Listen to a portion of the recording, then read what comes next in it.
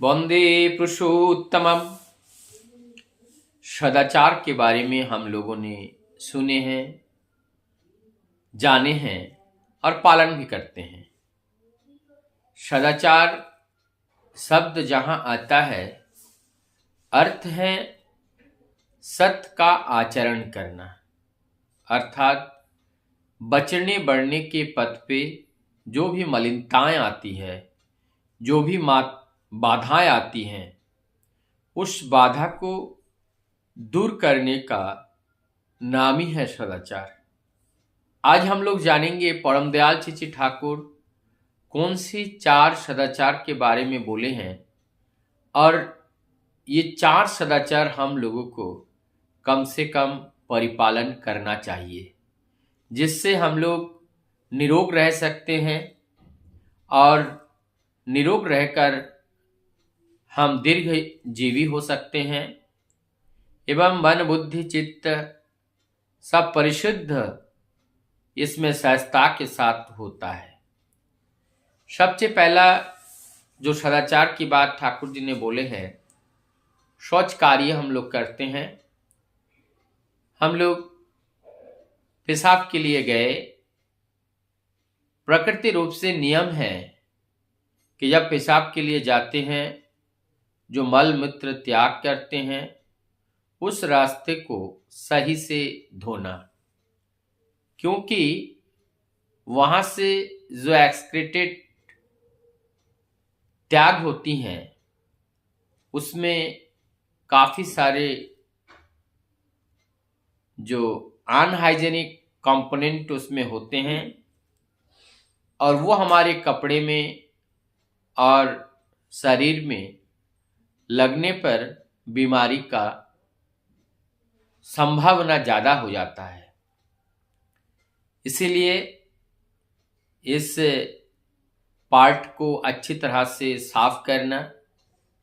दूसरी बात है, हम लोग जब शौच कार्य में जिस कपड़े को पहन के जाते हैं, जहाँ तक हो सके उस कपड़े को अलग करना, उस कपड़े को खोल करके रख देना, क्योंकि हमारे ये जो फीकल मैटर हैं, यूरिन है, ये पार्टिकल्स अगर हमारे कपड़े में अगर लग जाएं या फीकल मैटर में कोई ऐसा बैक्टीरिया है जो फीकल मैटर के साथ बाहर आया और वो हमारे कपड़े में लग सकता है, जिससे संक्रामित होकर के हम बीमार हो सकते हैं। इसलिए शौच कार्य में गए हुए जो कपड़े होते हैं, उस कपड़े को अलग करके रखना ये सबसे ज़्यादा उचित है। उसके बाद हम लोग और एक संस्कार जो सदाचार हैं, खान पान में हम लोग अन्न को लेकर चावल खा रहे हैं, टेबल के ऊपर बैठकर खा रहे हैं, एक चावल छिटक करके बैठ के कहीं और जाके गिरा तो ये चावल क्विकली इसमें कल्चर मीडियम क्रिएट हो जाता है, फर्मेंटेशन होने के वजह से, कार्बोहाइड्रेट है ये, तो वहाँ पर बैक्टीरिया बहुत तेज़ी से, कल्चर मीडियम मिलने की वजह से बैक्टीरिया तेज़ी से ग्रो कर जाती हैं और वहाँ लाखों करोड़ों की तादाद में कॉलोनीज उस एक चावल के दाने के अंदर बना लेते हैं और वो फिर बिस्तारे में या हर जगह वो फैलता है, तब जाकर के वो संपूर्ण घर संक्रमित हो जाते हैं। इसीलिए हमारे भोजन करने की जो सामग्रियां हैं, खास करके उसमें चावल सबसे ज़्यादा प्रोन होते हैं इन्फेक्शन को फैलने के लिए।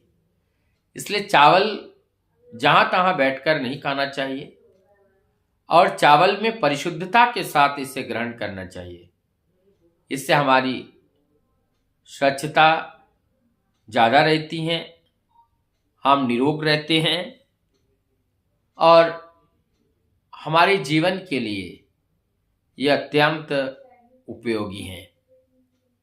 इस तरह से गुहादार में 3 पॉइंट हो गया और एक है जब हम गुहादार में अर्थात नाक में, आँख में, कान में, किसी भी गुहादार में अगर हम हाथ देते हैं, नाक में खुजली आई या आँख में खुजली आई, हमने अंगुली डाला, तुरंत उस हाथ को धो लेना चाहिए।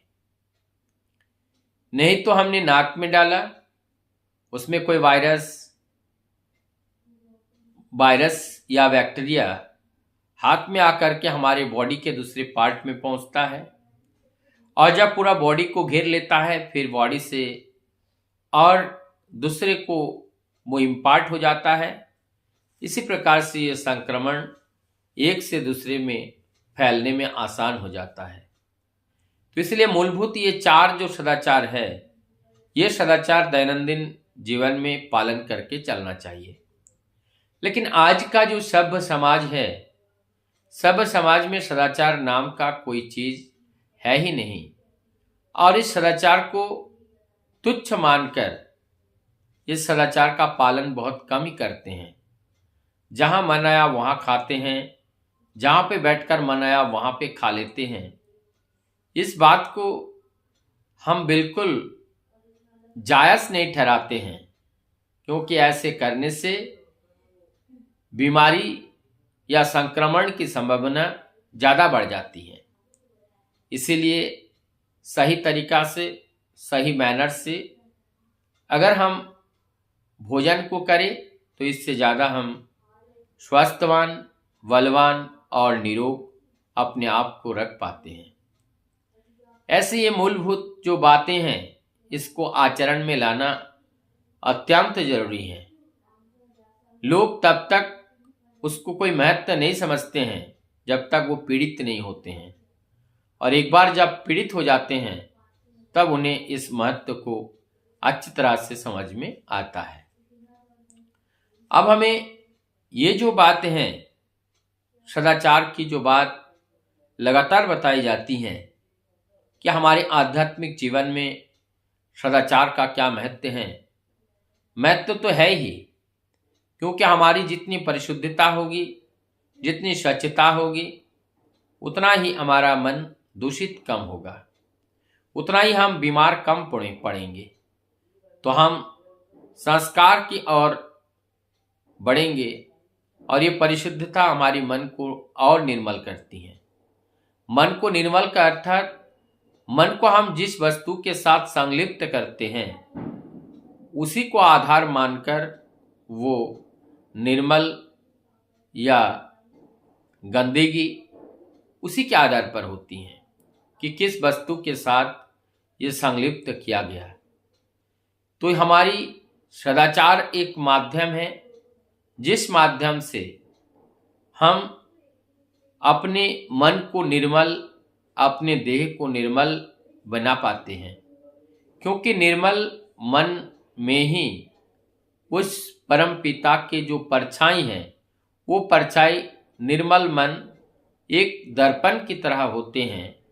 पूर्णिमा की रात की जो चंद्रमा है, उस चंद्रमा की तरह निर्मल, पवित्र, प्रकाशित दिखता है, और जिसके ऊपर उस परम पिता का प्रतिबिंब या परछाई या उनका आभास हमें तब होने लगता है।